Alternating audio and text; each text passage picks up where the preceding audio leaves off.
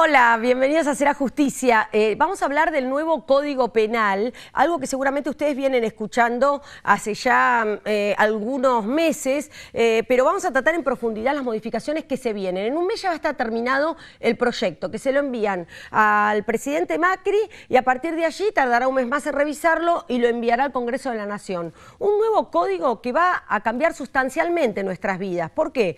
Porque contempla justamente temas que tienen que ver con la seguridad, los reclamos eternos de justicia, hay que ver si los contempla o hay algunos que quedan afuera. También el tema de la ejecución penal de los presos, que tanto se viene hablando sobre el tema de quiénes lo controlan, y también incorpora, entre otras cosas, los delitos de lesa humanidad y contempla la cuestión que se viene también pidiendo, y lo pidió Macri en el inicio del año, respecto a que los jueces trabajen más horas. Estos son algunos de los puntos principales, pero tenemos a nuestros invitados para que, si me acompaña la cámara, para que podamos justamente profundizar estos temas, y yo les agradezco que hayan venido hoy aquí. El juez Borinsky es juez de la Cámara de Casación, pero está encargado desde el 2017 justamente de coordinar la comisión especial que elaboró en el último año y piquito, justamente este nuevo código, ¿no? ¿Es así? Así es, hace un año que estamos trabajando para los problemas de la sociedad argentina: inseguridad, narcotráfico, problemas de funcionarios públicos, seguridad vial, lo que va a cambiar la sociedad argentina.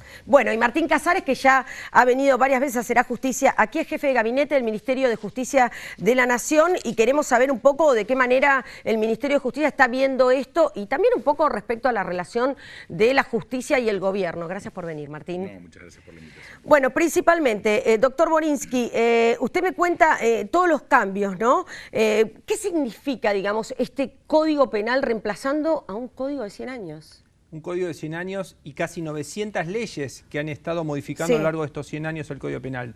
Significa que en materia de inseguridad, la tenencia ilegal o la aportación ilegal de armas de fuego va a tener una pena de cumplimiento efectivo. Sí. Significa que los casos graves de violación, privación legítima de la libertad, homicidios, deben cumplirse íntegramente la pena.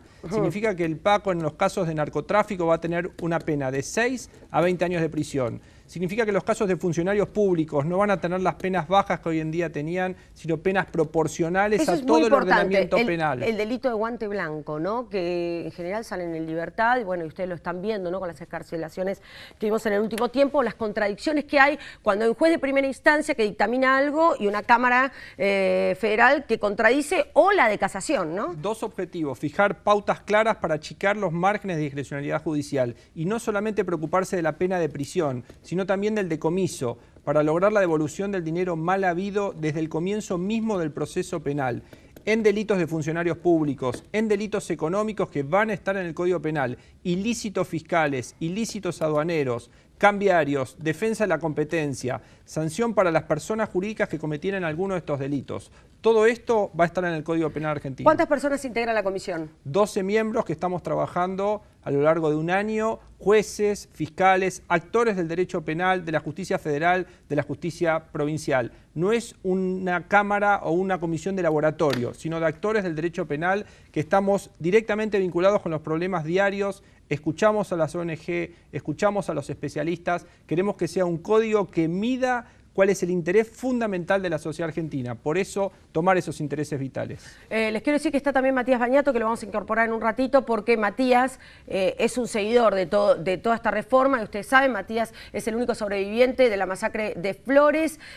Ha logrado tanto, Matías, y todas las familiares o víctimas por inseguridad, distintos delitos, y nos interesa escucharlo a él como portavoz de un montón de otros intereses, pero que tiene que ver con la gente común, entre comillas, que tal vez dice: mire, los vengo siguiendo y falta esto, falta lo otro, o tengo miedo que esto no se pueda cumplir. Por parte del Ministerio de Justicia, ¿de qué manera ustedes acompañan, intervienen? ¿Cómo es la cuestión? Bueno, nosotros desde que empezamos la gestión nos preocupamos por lanzar una gran reforma penal que contiene un montón, como decía el doctor Borinsky, un montón de ítems y de proyectos importantes, como es la Comisión del Código Penal para la reforma del Código Penal, que está trabajando hace poco más de un año. Trabajamos en la reforma del Código Procesal Penal de la Nación, que justamente esta semana obtuvo media sanción en el Senado y pasó a la Cámara de Diputados. Sí, exacto. Trabajamos también otras leyes con el Ministerio de Seguridad, como las leyes de flagrancia, de arrepentido, todas leyes y otras medidas que son tendientes a mejorar el sistema de justicia penal para poder dar una mejor respuesta a la gente. Cuando ustedes tuvieron que hacer una evaluación, ¿no?, en este proyecto, que en su momento también Garabano, digamos, lo anunció e insistió bastante el ministro de Justicia, me imagino que se hace un diagnóstico como un médico, ¿no? Que dice, bueno, a ver, ¿cuál es el principal foco que yo tengo? Y después, ¿de qué manera las otras cuestiones, cómo también las voy a abordar? ¿Cuál fue el foco principal?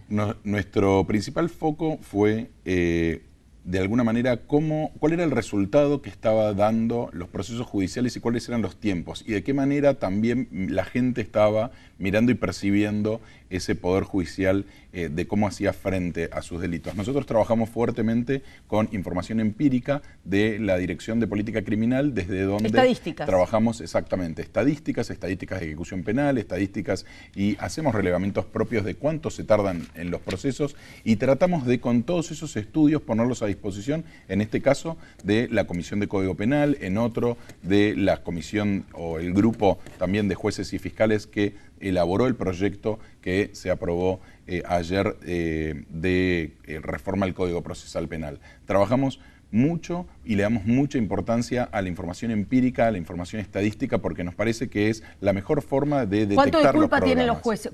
Responsabilidad tienen los jueces en esta estadística de tardanza, digamos, y demora en la justicia? Nosotros lo que tenemos que tender es a que mientras los funcionarios judiciales trabajen, sea el propio sistema, el sistema de gestión, el que pueda ir, digamos, dotándonos y dando información cierta y clara, para que no tenga que ser un doble trabajo, que además de ellos estar prestando servicio y atendiendo a la gente, tengan que además levantar las estadísticas. Con lo cual nosotros lo que tratamos de hacer es apoyar desde el Poder Ejecutivo todas las iniciativas, no solo en la justicia nacional, sino en todas las justicias provinciales. De hecho, tenemos un programa que se llama Justicia Abierta, que lo que hace es asiste a las provincias y fundamentalmente a los poderes judiciales a que puedan mejorar sus estadísticas.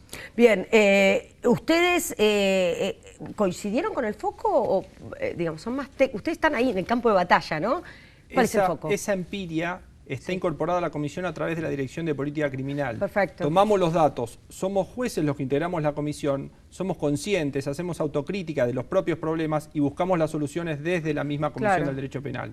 Hay nuevas modalidades delictivas que deben ser incorporadas, que no estaban abordadas históricamente. ¿Cómo cuáles? Delitos informáticos, el grooming, lo vinculado con el phishing, la captación de información, el fraude informático, delitos genéticos, manipulación genética. Hemos convocado a los especialistas del CONICET para que nos aporten información vinculada con esta problemática, bienes culturales, delitos en la práctica del deporte, doping, fraudes deportivos, violencia en los espectáculos deportivos, marcas, propiedad intelectual, todas las nuevas modalidades delictivas, no solo de Argentina, sino de otras países, deben estar incorporados, porque hacemos un análisis histórico argentino de las 17 comisiones anteriores, pero comparado, ¿qué sucede en España? ¿Qué sucede en Francia? ¿Cómo logramos sanciones económicas actualizadas en nuestro sistema? Si tenemos que tomar un país como referente, ¿no? En donde digo, obviamente lo vamos a adaptar a nuestro país, nuestra historia también, pero si ustedes tienen que tomar un país en donde dicen, bueno, vamos por este modelo, ¿cuál sería? Hemos seguido, y la tradición es, en materia de derecho penal, seguir lo que sucede en España, en Alemania, en Francia,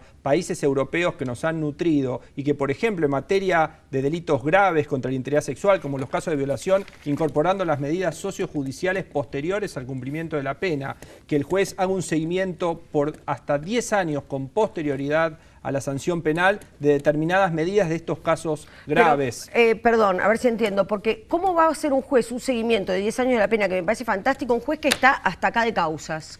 Hay que mejorar el sistema judicial, hay que mejorar el sistema de ejecución penal, pero las pautas deben estar establecidas en el Código Penal, porque es la norma fundamental del Código Penal la que después nos va a fijar cómo aplicamos el proceso penal. Las políticas de Estado. ¿Está contemplado el tema de las subrogancias también? Se aprobó también esta semana la ley de subrogancias, que la verdad que era un reclamo para mejorar el funcionamiento y sobre todo la cobertura de vacantes en el Poder Judicial. Bueno, tenemos de todo un el país. fallo de la Corte que fue muy importante, digamos, que echó por tierra las subrogancias que se estaban dando, incluso aprobadas por el mismo ministerio, el gobierno nacional. Sí, nosotros estamos tratando de trabajar en conjunto con la Corte para poder agilizar todas esas, digamos, problemas que tiene el sistema judicial, por ejemplo, en la cobertura de vacantes, sobre todo porque algunas medidas que nosotros llevamos adelante fueron muy concretas para poder resolver esos problemas. Por ejemplo, la posibilidad de realizar juicios unipersonales. Ustedes saben que cuando nosotros asumimos, nos encontramos alrededor del 30% de vacantes en todos los tribunales orales federales del país. Claro. Y entonces esos tribunales estaban desintegrados no solo cuando les faltaba una persona, sino cuando otro de esos colegas iba a integrar un segundo tribunal. Entonces lo que nosotros tomamos como decisión y llevamos al Congreso y se aprobó y tuvo muy buenos resultados fue la posibilidad de que los jueces puedan hacer juicios unipersonales para determinados supuestos. Esto agiliza y da la posibilidad, o sea, aumenta mucho la posibilidad de hacer juicios. ¿Contempla el tema de la oralidad del nuevo Código Penal o eso tiene más bien que ver con el Código Procesal? Lo que tiene que ver con el Código Procesal, pero como bien señalas, lo que sí tiene que ver es la víctima. La víctima es un punto central, tiene autonomía en todas sus instancias, se la menciona directamente en el Código Penal para que después se aplique directamente en el Código Procesal. Son pilares fundamentales: la intervención de la víctima, la aplicación efectiva de la ley penal y dar seguridad jurídica, tipificando todos los delitos, inclusive los que están en las convenciones internacionales, como bien adelantaste en la presentación. Los delitos de lesa humanidad, genocidio, desaparición forzada, como delitos imprescriptibles, no estaban incorporados al Código Penal. Cuestiones de medio ambiente, cuestiones vinculadas con derecho y dignidad de los trabajadores, el acoso laboral, muchas cuestiones que estaban abordadas en otros ámbitos del derecho que ahora van a estar específicamente en el Código Penal. Sí, incluso, bueno, tengo la promesa suya, no porque lo vaya a despedir, pero lo quiero decir acá, hay todo un capítulo que contempla perspectiva de género. No lo vamos a desarrollar acá, pero porque lo quiero escuchar a Matías, que habla en nombre de las víctimas, por un lado. Por otro lado, porque quiero que le respondan, tenemos un cortecito chiquito de Cristina Fernández de Kirchner, hablando, a ver si quieren responderlo, ¿no? O qué opinen. Pero es muy interesante el tema de lo que han trabajado ustedes, pero lo vamos a ver después de la tanda, y ya incorporamos a Matías Bañato. Ya venimos.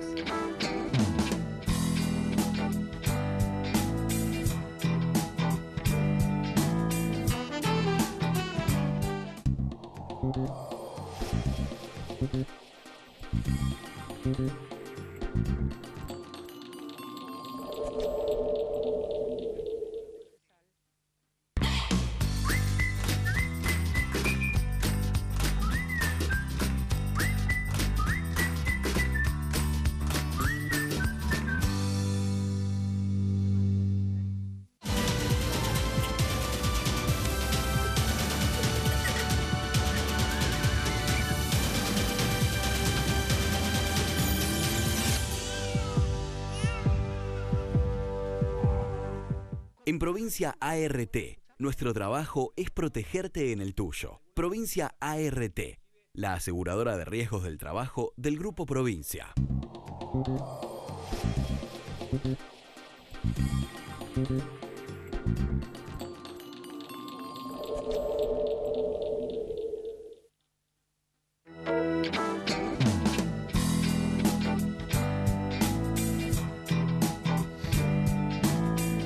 Bueno, lo incorporamos a Matías Bañato. No podía no estar aquí, Matías, y les agradezco a ustedes también. Mati, quería que ellos lo presentaran, pero que vos también puedas plantear. La verdad es que la idea de este programa, más allá de que yo estaba muy pendiente de cuándo terminaba la comisión, lo podría haber hecho otro día, pero obviamente lo sigo en los tweets a Matías y veo que él está haciendo comentarios y me lo inspiraste vos, como otros programas que hemos hecho. Así que, bueno, bienvenido. No, por favor, ustedes gracias por invitarme. Bueno, quería tu primera impresión de esto que estamos viendo. No, por supuesto que se nota que se está poniendo el ojo en la víctima, que es lo que veníamos reclamando hace muchísimos años todos los familiares de víctimas. Nosotros consideramos de que este nuevo código va a ser un éxito siempre y cuando se tenga puesto el ojo en la víctima como eje primordial, porque, a ver, no solamente porque lo decimos la víctima, sino creo que hoy la sociedad entera está necesitando un mensaje claro, conciso. Creo que el basta se escucha por todos lados. Entonces, creo que esa es la clave, ¿no? Tener una justicia justa va a depender de eso, ¿no? De tener un código, como explicaban ellos recién, que los estaba escuchando, de que esté focalizado en la víctima, que dé respuestas. Hay veces, por supuesto, que uno le gustaría muchísimos cambios. Por ejemplo, ¿qué? Y, por ejemplo, yo les manifestaba a ellos el tema de que a mí me resulta todavía extraño que sea lo mismo matar a una persona que 10 en la Argentina, ¿no? O sea, en muchos países del mundo, por ejemplo, un caso como el mío... En España hay una sumatoria. Bueno, lo vemos en el caso Silingo, por ejemplo, claro. Acá no. Por supuesto que ellos me explicaron cuando nos reunimos de que se va a tratar ahora el tema del seguimiento una vez que se cumple la pena, que eso es algo muy bueno, ¿no? Hay que también ver después cómo se va a aplicar, ¿no? Esto lo digo ¿por qué? Porque continuamente a mí la gente en la calle me pregunta ¿cómo puede ser que un tipo que, como tu caso, que quemó viva a 5 personas, siempre tiene esta posibilidad latente de salir, ¿no? O que le dieron 25 años nada más. A nadie le entra en la cabeza. ¿No? Y esto no pasa por un tema de venganza, ni mano dura, ni nada por el estilo, ¿no? ¿Cuál es la respuesta? Ahora va a ser de 35 años y si llega a ser reincidente va a ser de 40 años. Y va a estar específicamente establecido en el artículo 14 del Código Penal. Bien. ¿Ustedes tienen contacto con las víctimas? ¿Han escuchado? ¿Han contemplado? Y por otro lado, ¿cómo se hace para administrar una justicia abierta con estas normativas y que no lo llamen mano dura, una política mano dura? Bueno, nosotros desde el principio siempre trabajamos muy abiertos, no solo a las víctimas, sino a toda la sociedad, desde Justicia 2020. De hecho, también la comisión que preside el doctor Borinsky tuvo numerosas reuniones no solo con víctimas, sino con todo tipo de especialistas y de sectores, porque se trata no solo de tener en cuenta, digamos, los proyectos anteriores, las estadísticas, sino también el sentir de la sociedad, que es un poco lo que refleja, me parece, muy claramente esta comisión a diferencia de las otras. Por nuestra parte, nosotros también estamos implementando la nueva ley de víctimas. La nueva ley de víctimas crea el Centro de Asistencia a las Víctimas de Delitos, que va a trabajar desde la Subsecretaría de Acceso a la Justicia del Ministerio y va a trabajar justamente con las víctimas para las víctimas. ¿En qué sentido? Prestando no solo asistencia jurídica gratuita, sino asistencia psicológica, acompañando y conteniendo a las víctimas en un abordaje integral. Bueno, esto ustedes han logrado un gran paso, pero no completo. No, bueno, como decía recién el doctor, o sea, esto es un gran paso, es un gran avance, esta creación de los CENAVIP, de los Centros de Atención a la Víctima. Por supuesto que va a generar, no solamente, nosotros decíamos, no es solamente importante el tema del abogado, sino también una contención por parte del Estado. Esto de empezar a hablar con los operadores judiciales en el trato a la víctima, ¿no? Que la víctima no tenga que estar boyando por todos lados para buscar algún tipo de respuesta, sino que el Estado lo tiene que acompañar y orientar. Eso es muy importante, por eso es tan importante. Sí, porque fíjense ustedes, ¿no? Y que esto, bueno, es una democracia y así, en la Defensoría. Nosotros tenemos excelentes defensores, sí, ¿no? En la Procuración de la Provincia de Buenos Aires, ustedes saben que el Procurador de la Provincia abarca fiscales y defensores. Aquí tenemos una defensoría, por supuesto la defensora ha estado aquí en Será Justicia, pero así no haya estado, me consta de tanto recorrer tribunales que hay famosos acusados de mucho dinero, como lo fue, por ejemplo, María Julia Sogaray, que tenían unos defensores que eran increíbles. Buenísimo. Y siempre faltaba la parte de la víctima. No, porque la realidad es que siempre se confundió esto de que el fiscal va a defender a la víctima. Claro. La realidad es que hubo un montón de casos que la Fiscalía no acompaña a la postura del Veníamos querellante, en la previa hablando con Matías Bañato. Sí. El derecho a ser oído, que es el derecho que la víctima pide, incluye el derecho a proponer diligencias, el derecho a apelar, el derecho a impugnar. La garantía constitucional es el derecho a ser oído y de allí derivan todos los derechos que deben ser plenamente ejercidos. Esto que está diciendo el doctor, es muy importante que todos los operadores tomen conocimiento de esto, porque quedó, obviamente hablamos de un código de 100 años, ¿no? Claro, muchos que no, una realidad que no existía. Idea. Entonces, cuando la víctima se acerca, la primera respuesta de la víctima no tiene participación en la etapa de la ejecución, y con eso se cierra el diálogo para la víctima. Entonces, hay que empezar a trabajar sobre esto. Acá hay una respuesta que están diciendo que tienen que estar informados los operadores judiciales. No es tarea tampoco de la víctima tener que informar al operador judicial. ¿Cuáles son los reglamentos que ya están? Obvio. Esto está pasando mucho en materia de género también. Cuando una mujer va a la comisaría, de pronto sufrió un abuso, etcétera, no todos están los preparados. Protocolos de adaptación y de preparación que bajan de la oficina de la mujer, que bajan de la Corte Suprema, de la oficina de violencia doméstica. Hay una realidad que no todas las víctimas quizás tienen la posibilidad que tuvimos nosotros, bueno, esto de poder levantarte y salir a pelear. Hay gente que queda verdaderamente destruida y no tiene esa voluntad de ir. Entonces, ahí es donde verdaderamente, por eso considero que es muy importante lo del Cenavip, lo que decíamos de la creación de los centros de asistencia a la víctima.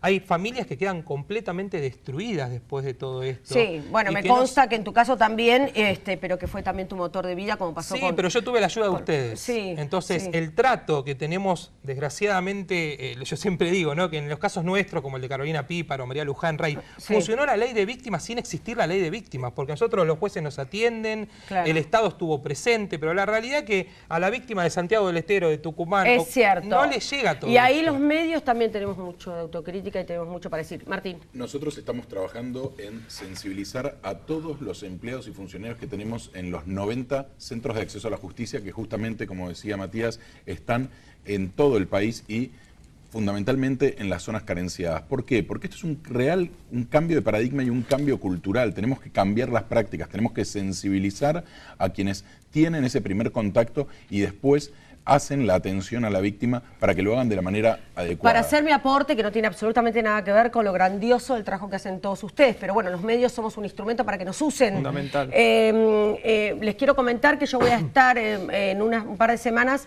en Entre Ríos porque se va a firmar entre la Junta Federal de Cortes y FOPEA, Foro de Periodismo Argentino, un convenio para el acceso a la información de los fallos y de un proceso judicial por parte de los periodistas. ¿Por qué? Porque nosotros podemos colaborar justamente para esta sensibilidad que se necesita del funcionario judicial de cualquier punto del país, y lo hacemos porque FOPEA agrupa laburantes, trabajadores, somos todos, ninguno somos dueños de ningún medio, somos todos trabajadores, y lo más importante es que escuchamos los que estamos aquí en Capital a los que están en distintos puntos de provincias del país y están haciendo este reclamo, así que en cuanto lo tengamos firmados, obviamente lo vamos a presentar aquí. Y respecto a lo que se trató días atrás, en la reforma del Código Procesal Penal, que también es tan importante, bueno, claro, los medios apuntaron a la intervención de Cristina, que ahí la vemos imágenes, Cristina Fernández de Kirchner, la expresidenta de la Nación, que dijo, estos se quieren apoderar de la justicia. Ahí vemos, reforma del Código Procesal Penal. ¿Qué opinan ustedes?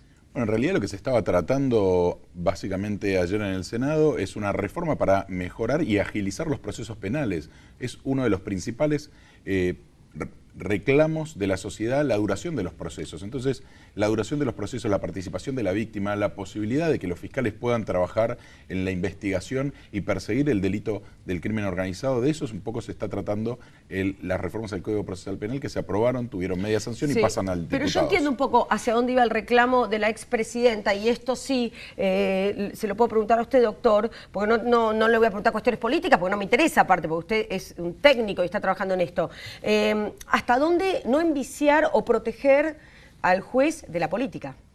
El objetivo del proceso penal es dar solución al conflicto, no la formalización del expediente. Los jueces y los fiscales tienen que dar solución al conflicto, tienen que lograr la paz social en cada uno de los procesos que le toca intervenir. El fiscal acusando y el juez decidiendo y preocupándose por las garantías. Matías, ¿cómo escuchás todo esto? Porque todos queremos que se logre la paz social, supuesto. el tema es hasta dónde se puede aplicar. Yo vuelvo a lo mismo, creo que es la oportunidad histórica de dar un mensaje claro de respuesta a lo que está esperando la gente. Y en relación a lo que decías recién también de la senadora, creo que uno espera también de que todo el Congreso esté en sintonía con la importancia de esto, ¿no? Que dejen de lado a las chicanas partidarias. Estamos hablando de los problemas que la gente está pidiendo a grito y que ya, cuando vos te matan a alguien, la verdad que no te importa de qué partido es. Pero por supuesto que no, K, no K, macrista, pro, entonces, no importa. Esperamos de los legisladores de que en esto dejen las chicanas judiciales de lado y voten. Estamos hablando de un código procesal, como decía recién Martín, que es para agilizar, para dar respuesta. Lo mismo esperamos con el Código Penal. Esperemos que estén a la altura de las circunstancias. Todos que eligieron estar en esos lugares, que están cobrando un sueldo para representarnos a todos nosotros, tienen que dar la respuesta y tienen la oportunidad histórica de hacerlo. Vuelvo a lo mismo. Esperamos que todas estas modificaciones sean claras, concisas y tengan el ojo puesto en la gente, en el ciudadano de bien, que espera una respuesta ya. Tengo un minuto. Las últimas palabras se las dejo al doctor Borinsky y al Tres doctor palabras: Casares. Sí. celeridad, eficiencia, transparencia y una cuarta: igualdad ante la ley. Todos los casos deben tener solución en un plazo inmediato. Ese es el objetivo central: igualdad y transparencia. Doctor. Es por eso que estamos trabajando en un plan de una gran reforma penal que, como ya ven ustedes, apunta a la celeridad de los procesos, a agilizarlos, pero también al derecho penal de fondo y también, que quedará para otro programa más adelante, el régimen penal juvenil, que también está La justicia terminado. federal deja un poquito que desear por ahora, ¿no? Bueno, de a poco estamos haciendo grandes cambios que ya están viéndose resultados concretos. Mati, Lore, y es importante que como ciudadanos nos empapemos de estos problemas. Nosotros, yo creo que somos una sociedad espasmódica. Damos bolilla a estos temas cuando pasa pasan. un caso que dura 2 o 3 Exacto, días en y los después nos medios olvidamos. y después nos olvidamos. Y siempre, desgraciadamente, todas las semanas estos temas se empiezan a tocarse otra vez ante un nuevo crimen. Esto nos importa a todos. Hoy lo ves por la tele, pero mañana podés estar de este lado. Por eso es importante que el ciudadano esté empapado de esto. gracias a los tres No, por por haber favor. venido. Gracias Muchas por la gracias. Nuestro sitio es www.serajusticia.net. Ni bien tengamos no el borrador, sino ya el proyecto terminado, el que se le eleva al presidente de la Nación, si se puede lo vamos a publicar, y si no un borrador, punto 1, con los principales puntos. Ustedes allí pueden opinar. Mi Twitter personal es Maclorena, por Maciel, cortado por la mitad, Maclorena, y si no, @serajusticia. Yo leo los dos y si no, tengo excelentes personas que trabajan conmigo. Para cualquier cuestión que ustedes quieran incorporar, se lo puedo trasladar a Matías, como al doctor Boninsky, como al Ministerio de Justicia. Estamos a disposición para ustedes. Hasta el próximo miércoles. Chao.